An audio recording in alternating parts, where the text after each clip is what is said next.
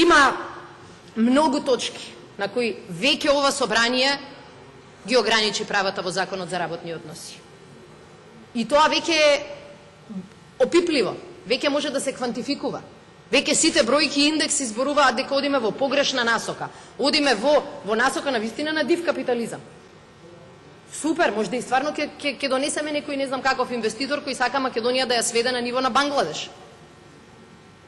Ама, ако не беше доволно укината заштита на работа во ноќна смена, не беше доволно намалено траење на годишниот одмор, не беше доволно укинувањето на скратеното работно време за инвалиди, не беше доволен намалувањето на условите за пензионирање и така натаму 10 скратувања на овие права во Законот само за работни односи, не беа доволни, мораме да одиме и на вакви членови.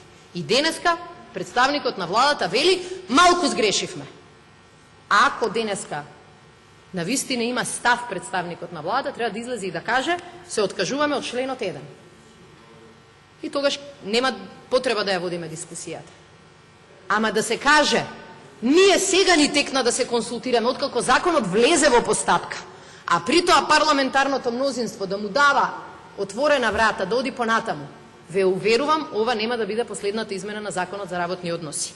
И затоа, господи и господа пратеници, мислам дека е време, барем на овој закон, да се покаже на власта дека не може да тера баш така како што замислила. Факт е, сите овие индекси ќе речат супер е Македонија за работодавачите. Ама во Македонија живеат и тие кои не се работодавачи. Повеќе се наброи.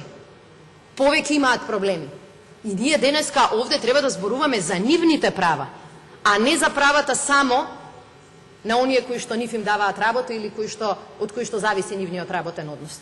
Затоа, очигледно по законите, Македонија може да се пофали со закони за doing business. Ама се помалку и помалку можеме да се пофалиме со закони кои што се добри за doing living. Бизнис без living нешто не ми оди. Затоа ја повикувам владата овој закон во ваква содржина да го повлече.